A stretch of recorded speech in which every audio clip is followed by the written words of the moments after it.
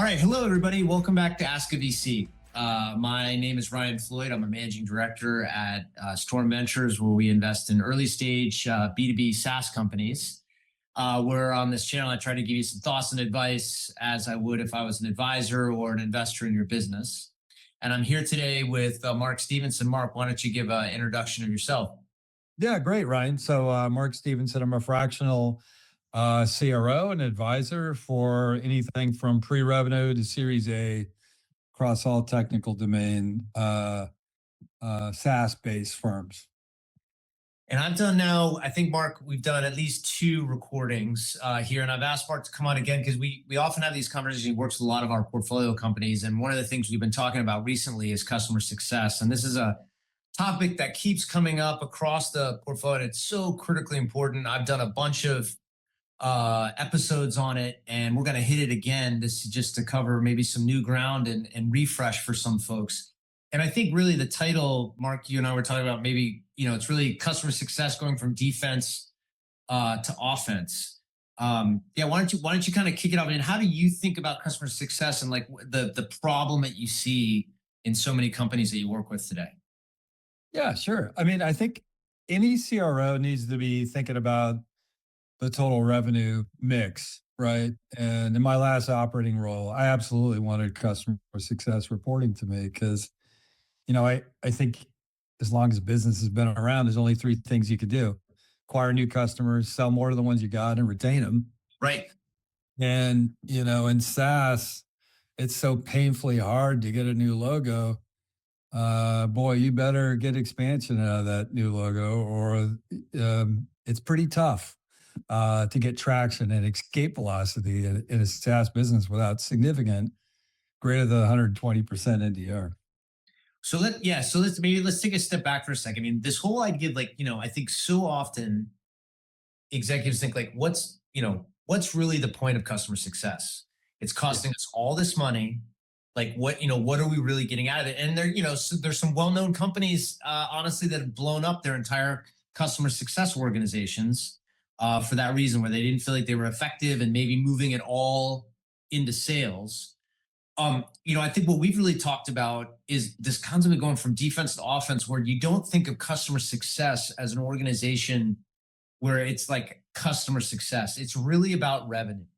It's really about, yes, it's about making customers successful, but it's really about revenue. And I think that goes to this defense to offense way of kind of thinking, and really requires a mentality shift. You're not playing defense on customers. By the time you're trying to save deals and you're in firefighting mode, it's not a good way to run that organization. What you want to be thinking about is really how to make these customers successful so that you get to NDR, net dollar retention. And that, as you said earlier, that's really the North Star. I mean, that is the North Star for these businesses because, yeah, you invest so much energy, so many calories in gaining these customers. The last thing you want to do is have them come on and churn. And one of the things we've talked about, this happens to so many SaaS companies, and unfortunately, it certainly happened in our portfolio and companies I've been involved with, where they do a great job in the sales process and they land all these new customers, only to have those customers churn after a year and basically tread water. So with every new booking they bring in, they've got a customer churning and they're basically staying flat. And, I think the thought process from an investor standpoint is almost like, well, we should just stop selling. Like we should just stop selling because it is very hard to make that an efficient sort of model. So yeah, when you think about, maybe let's go back to the whole like net dollar retention for everyone, just to remind why do you think of that as the North Star in these systems? It's so key, right? Is you got to have a systems thinking about it. And if all roads, if you don't know where you're going, all roads will get you there. So what's the focus? What's the 3 metrics that's really the focus of a SaaS firm? And let's start there, right? When you go look to see if you're going to invest in a firm, I bet there's 3 questions you're going to first want to know. What's their ARR growth? Sure. But what's the NDR growth? And then third, how many reps do they have? And what are they doing on their quota assumption? Because that tells you so much about the business. can I put a dollar into a sales process and what return could I get is that third Yes. metric. But Yes. number two there, NDR is actually number one when thinking about your customer approach. Because I'd argue if it's so costly to acquire a new logo that you should think about if I can't see getting expansion from that account, don't do it. If you if you can see from the beginning of that road that it's not going to be a very long one down, don't go down the cul-de-sac. Right. So I think of three things around ICP. You'll hear me talk about that a lot. I think it's a true north about the whole company, how you build products, how you do the sales work, and for customer success. So ICP to me is who has the biggest pain need for what you have. Number one, the use case is most poignant there. Number two, they can expand with you. That when you sell them, it isn't 100% of what they need, Right. right? That you Right. can expand with them. And then third, can I build a great business around that customer, right? In SaaS, all gross margins probably created equal, but can I get repeatability? Can I get predictability about serving that customer, right? And if you think about that at the head of time, it informs your ICP. It informs the accounts that are in your reps territory because nothing helps CES more than having new logos that they're going to onboard that really need what you have and really need it ongoing. And it's Yeah, I think yeah. So I think there's a couple things to unpack there, and let's get into okay, specifically that customer success function. Yeah, I mean, I think one of the things you said is like really setting yourself up for a land and expand. And I think people that have been following the channel know I've talked about this before, but it certainly bears repeating that ability to land a customer at a price point that sets you up to expand further has so much value because it may be counterintuitive to some to think, oh well, what if I could just land them for $1 million one shot and then not have to go back. I mean, that's the way software used to be sold, but yeah, totally. it sets up a bunch of bad habits and things that lead to a lot of misery. The sales cycles are insanely long when you do it that way. There's no organizational incentive to really create value because you're a one hit wonder and then you sort of sales folks and the whole organization will move on.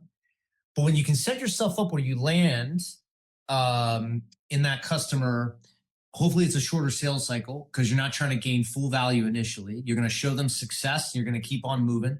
That really aligns the whole organization. Um, you know, and then it sets you up for that upsell going forward. And one of the things I tell all of our portfolio companies is that it's not even when you think about an upsell and an expansion, it's not just a sales process. It actually, I think, in my opinion, goes back to product. Like Yeah, I mean, it really needs to be a holistic approach to how you really think about that. Because if you've got nothing else to sell, then what are you going to do? So you need to kind of be thoughtful about really how you build into that. And it could be something as simple as pricing and packaging, but yes. it's certainly something that's not just simply a sales process. So you really can create that value. And it's going to sound maybe a little hokey, like when I say like you want your customers to trust you, but that trust, you can build that. Like if you go in and you land with your champion and demonstrate value, and that champion trusts you, that you can deliver on what you said. Like you are so far ahead of the game.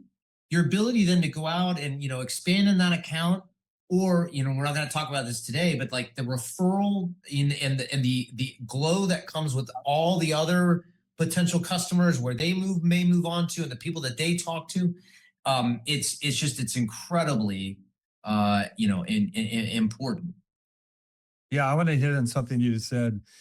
There's a lot of people that might see this that have never sold technology sales. They've always been in SaaS. And why you even bring up SaaS, right? But what's the difference between tech sales and SaaS?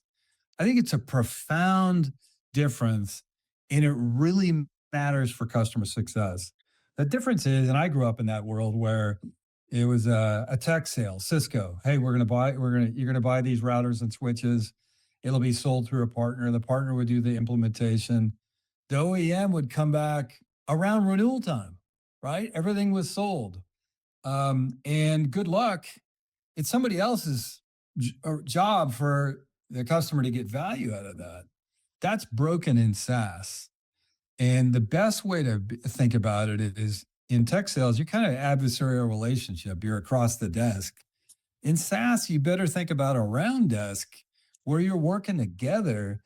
And if they don't have a need for what your product really solves, then there's no basis to have a relationship. Right. But the more they use your product, the more they should get value from it, and the more they should pay you. It's a honorable process of learning to build value together over time. And why that's foundational is as we get into this further, oftentimes CS has thought of themselves as support and hey, I have a trusted relationship with the customer. And if you give me a quota, it's going to break Right. that relationship that I have. And that's horseshit because foundationally, you have to think about the SaaS business model, which is they have a pain, you have a solution that becomes the use case. And the more they use you, the more value they're getting. That's all you're doing if you're selling a customer more is giving them what they need to solve the problem they have. And That's if right. you don't have that philosophical alignment with people that are after sale, uh, you'll get that reaction from folks.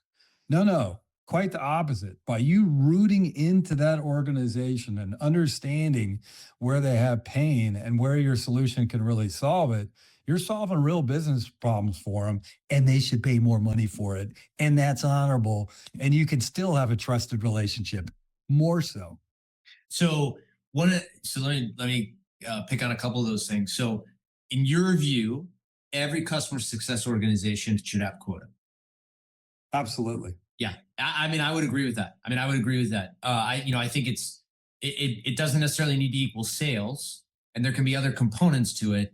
But I think the alignment, organizational alignment that you get out of that's really important, as compared to the situation where, as you said, that they're looking at like trusted relationships or something like that that may cause a different perspective in terms of how they think about the customer and what they bring back and how to work with them and so forth that isn't really what's going to drive the business. I mean, if you're a customer success leader, like we're talking about, the way you're going to create value in that organization is really two ways. You're either going to drive more revenue or you're going to save costs. Those are Yeah. the two things inside of a business that are really going to drive a lot of value from an organization. And that's true whether you're in HR or you're in finance. Every organization, it's about the business, right? And so I think getting customer success in line with that's critical, and that's I think obviously on the revenue side, and so what are the quota makes a lot of sense. You mentioned something the other day about the hunter versus the farmer. Yeah. And I think a lot of people sort of use this. They think of the sales team as like the go whatever super alpha going after trying to knock down these big accounts and super aggressive, and somehow customer success a little more thoughtful, maybe strategic, hand holding, patient. The farmer. Tell me, your issue with that. I break out into hives when I hear it. Sorry. It's so wrong. It's so antiquated. Everybody's got a hunt. And I think let's go back to first principles. Let's break up NDR a little bit. All NDR is not created equal. Net dollar retention. So I like to hone it all onto what's the problem you're solving, what's the use case. So you can get NDR by selling the customer more of what they already bought. So that'd be an organic expansion, right? Same use case, same user. You don't really need any other motions for that. That can really just happen organically, right? But Right. what about and especially if you're an enterprise or mid market, these are accounts within accounts. What about a new use case to the same buyer? Maybe your solution has multiple use cases. How's that going to happen unless there's a sales motion there? Or how about you think about these? Hey, I just sold Citibank, and Citibank's got these, all these different groups that can use our solution. What about a new use case to a new buyer? I'd call that a cross sell. A cross sell does not happen unless you have a sales motion around it. And if you think of, you got to think about your use cases. You got to think about how they'll happen in an organization. Then you step back from it and you figure out what your sales strategy is and the kind of folks you want. That's why I think new logo is the first use case that you have, and that's really important. But if you had a CFO green visor, they'd say the NDR is more profitable than the ARR coming from the new logo. So, is the farmer a second class citizen? The after sale? No, that's the heroic. That's actually more valuable to the organization. So I think you need people hunting for the first use case, and you need people just as skilled, talented, paid, hunting for the next or nth use case within an organization. And those sales motions are often neglected and bucketed into customer success, right? I mean, if you think about it, there's a third role we haven't even talked about: new logo sales, customer success. What about an account manager that's Yeah. focused just within an account to go drive the cross sell? Those are all key chess pieces that you want to put into the mix. But it all starts with what are your use cases? How many of are there? And what motions are you going to really invest in to go get that? That's why I think everybody odds. Yeah.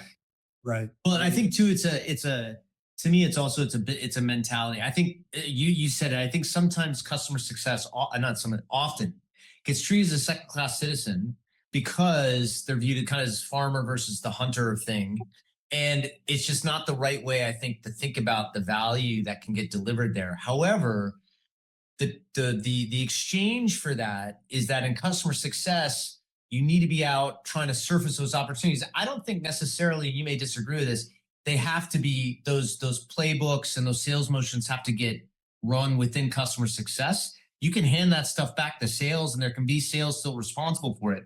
But customer success needs to be in that mix and thinking about it that way. Really from the get go, because yeah, sales may not have necessarily kind of visibility into it. I also think it puts, so often customer success will have these conversations, these like executive briefing sessions where they sort of get the feedback on a quarterly basis. QBRs, people have different words for them, and it'll be with the people that are actually implementing software, actually using it. But it can give very little visibility into the overall happiness of the organization and other opportunities internally, because the questions aren't getting asked strategically. There's very tactical, maybe, questions that are getting, and it's just a little bit of a shift in mindset that can just make a tremendous difference, inside of those accounts. I agree. It's this philosophical alignment that you have to have. And from an execution, kind of an executive standpoint too, as you're building your go to market, you have to plan for these types of things, right? You have to really look at those use cases and how we're going to align a sales organization overall go to market for this, and CS has a critical role within that. I mean, tactically, I really, my last operating role, Evisort, which was AI for contracts, I wanted to air gap the whole experience. And we changed the comp. Like the classic CS comp is 80/20, and the 20 is based on company performance. Freaking socialism. And you don't get really the kind of aggression and alignment, and that's gone. That's been penciled off, with the latest downturn. Nobody thought that could sustain, but we moved to a 70/30 comp plan. We aligned the 30% around a discrete set of accounts. We gave them an NDR goal. They got a quota. We onboarded them into Salesforce. We had them forecast best case commit around those expansions.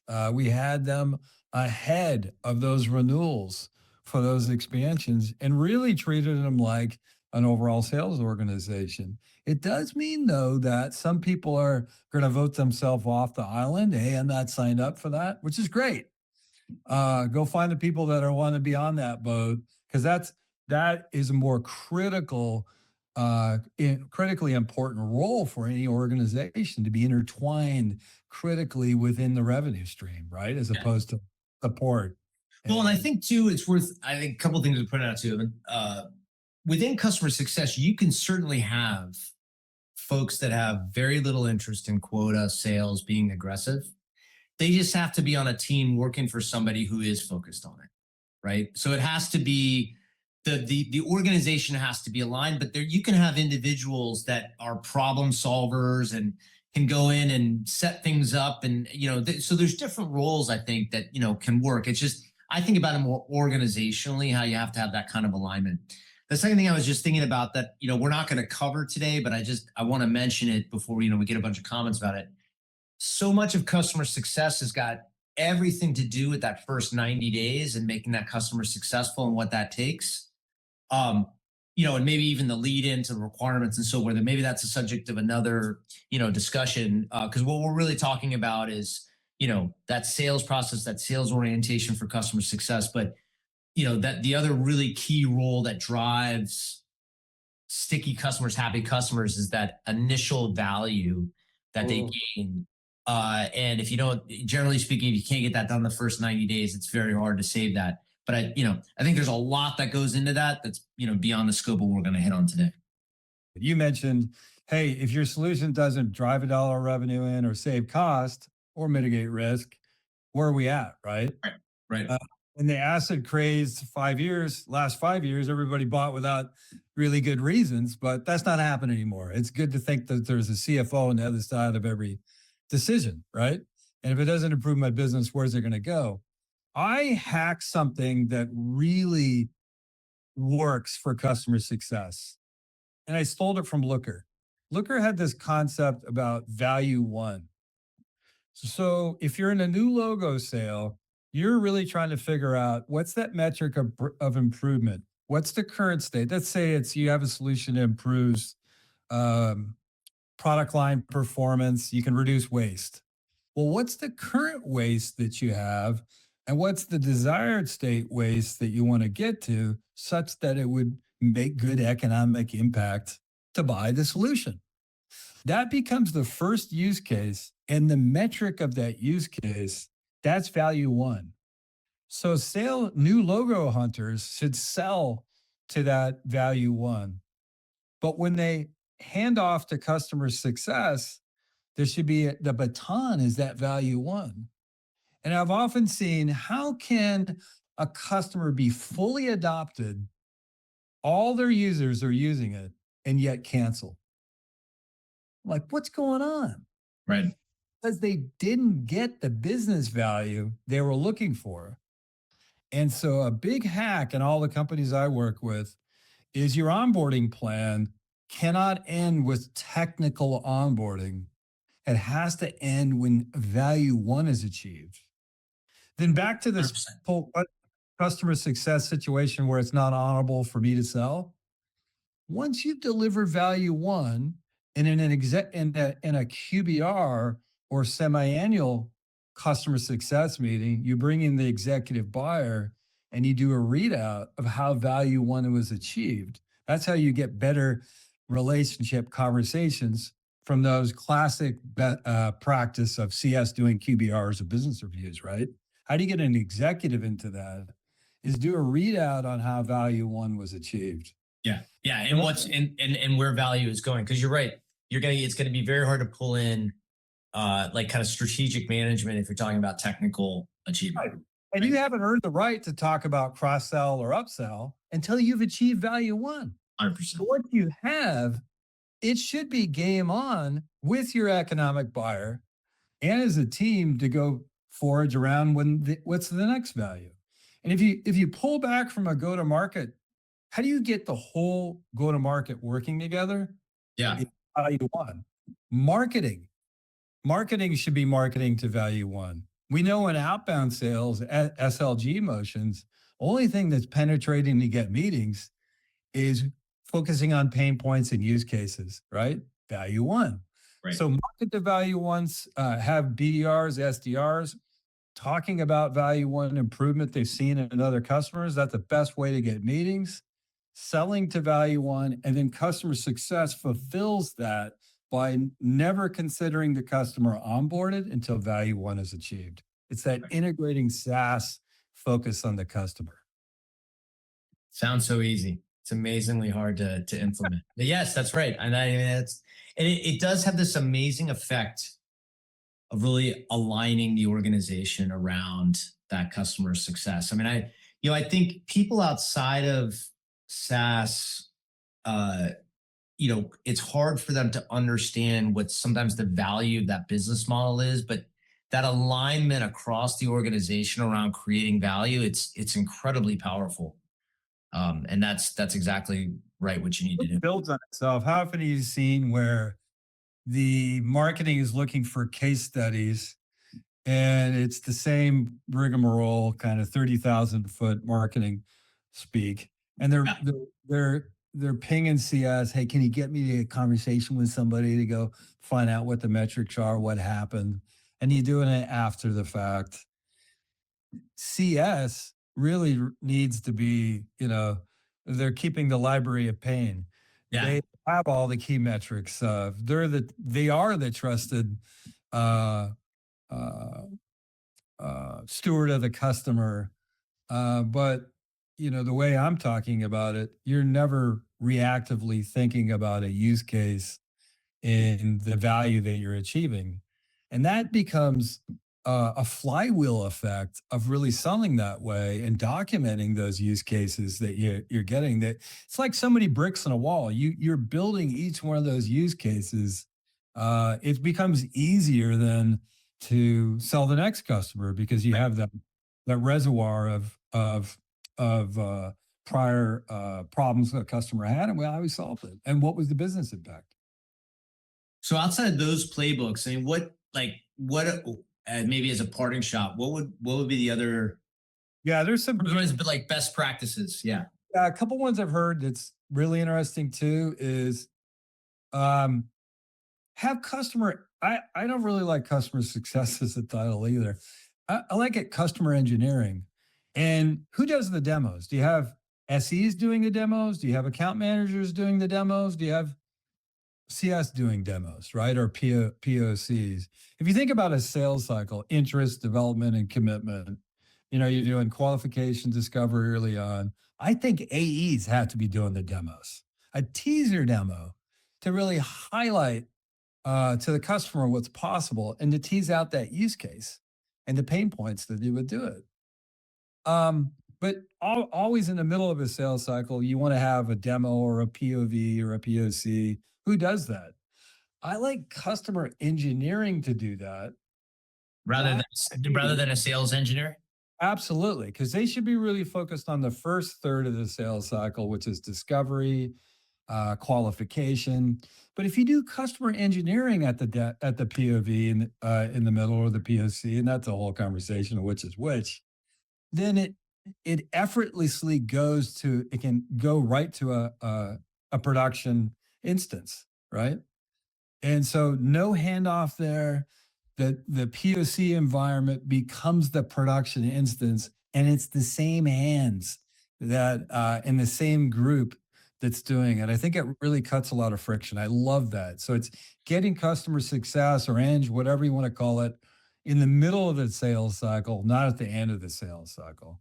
Another hack, I think, is every complex solution, the customer is hearing what you're saying about the solution, but they're wondering, how hard is this going to be for me to get that damn solution implemented?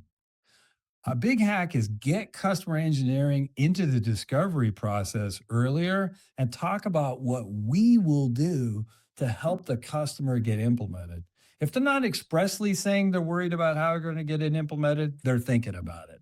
Yeah. And so I'd love to proactively get CS early in the sales cycle to talk about what we do to get them on board. And if you again back to that philosophical true north of customer success, all we really want to do is get them using the software with great business advantage, right? And so Also, when they see a Gantt chart of what's required and it doesn't end with technical onboarding, it ends with value one achieved. They see that whole organization is aligned with them on getting utility out of whatever they're buying. That's Yeah. I think it's a really good habit. Yeah. The other thing that, I mentioned is everybody talks about CBR, customer business reviews, or Yep. few of them do it well. Yeah. And it's about raising the strategic importance of that and trying to become strategically relevant to the organization. And the way you do it is to set the expectations that we're going to go after this value one when it's achieved. We expect to bring in an executive to really see that that's accomplished, and your champion should love that because here you're going to make me look good as what we were looking to solve has been solved. But you should also have an executive from your company there with that executive to up level the conversation. And it should be a joint sharing. Back when I was at Cisco and when we did these CBRs, we would always have the customer prepped. We want to hear what your key initiatives are in the organization, and we'll share ours so that we can see if we can find the next value within the organization. It's an example of how to up level a CBR from just, hey, here's how many root cause analysis we had and how many trouble tickets were solved. Right. Right. Yeah. No, 100%. Yeah. Cause it goes to, yeah, you're trying to up level the conversation to how are we going to solve your problems? Right.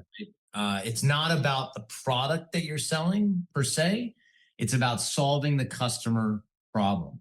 And when you come at it, I think, well, it may be beyond the scope of the conversation, but when you come at it from a sales standpoint and thinking about the customer problem as the kind of first and foremost, it almost always puts you in a genuine, authentic position in that conversation because you're not shilling something that's in your back, right?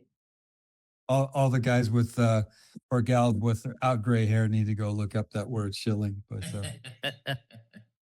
All right, it's probably a good place to end it for today. But Mark, it's great always like having these quick conversations with you about these different customer success sales. We'll do another one again soon. And for everyone out there, and any thoughts or things you particularly want to hear about or particular stories or problems, we can hit any of them here. Just you can send a note to Ryan@stormventures.com. You can find me on Twitter, LinkedIn, lots of places, as you can find Mark too. So Mark, thanks again. I really appreciate it. yeah, great to see you, Ryan. All right.